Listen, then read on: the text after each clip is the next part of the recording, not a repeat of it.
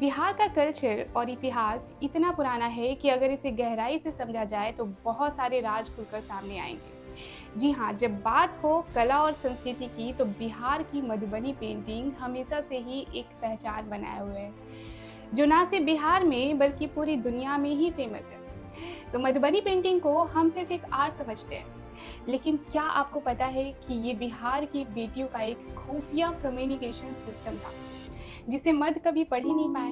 तो ये कोई आर्ट नहीं बल्कि उनकी सीक्रेट डायरी हुआ करती थी। तो चलिए जानते हैं कि आखिर ऐसा क्या छुपा है इस सीक्रेट डायरी में। इसका इतिहास शुरू होता है राजा जनक के जमाने से। कहते हैं जब माता सीता की शादी होने वाली थी तब राजा जनक ने पूरे मिथिला को दीवारों पर चित्र बनाने का आदेश दिया। तब से हर बेटी को ये हुनर विरासत में मिलता है। लेकिन वक्त के साथ ये कला बिहार की हर बेटी के लिए उसके बोलने का जरिया बन गई। मधुबनी पेंटिंग लड़कियों के लिए एक सीक्रेट कोड था।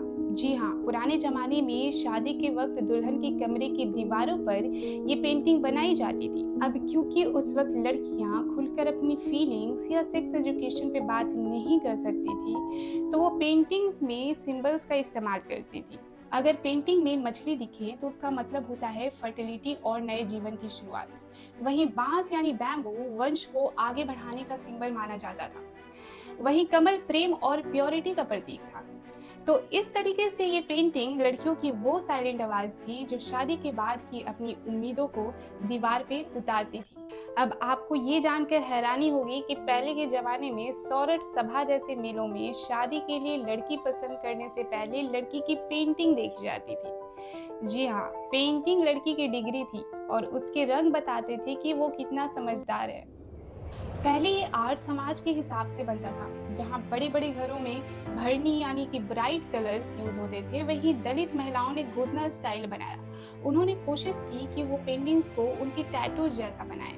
अब क्योंकि उनके पास कलर्स कम थे, इसलिए वो गोबर और काले रंग का ज्यादा इस्तेमाल करती थी। और आज वो गोदना स्टाइल पेंटिंग की डिमांड यूरोप और अमेरिका में सबसे ज्यादा है, क्योंकि वो सबसे यूनिक दिखती है।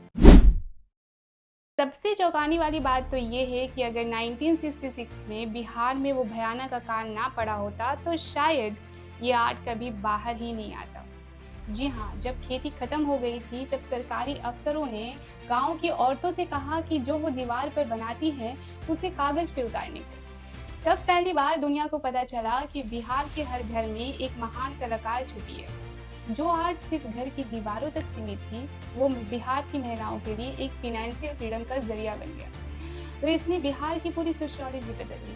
पहले औरतें घर के अंदर थी, अब वो घर चला रही थी। दोस्तों, एक असली मधुबनी पेंटिंग में कभी पेंसिल से स्केच नहीं बनाया जाता। ये औरतें सीधा रंगों से शुरुआत करती थी, बिना किसी गलती के, मानो उनके दिमाग में ये पहले से ही प्रिंट हो। तो बिहार की इन बेटियों ने मिट्टी और गोबर के रंगों से पूरी दुनिया जीत ली। क्या आपको पता था कि आपके घर में लगी ये पेंटिंग एक सीक्रेट मैसेज हो सकती है? कमेंट में ज़रूर बताएं, and if you want more videos like this, don't forget to like and subscribe.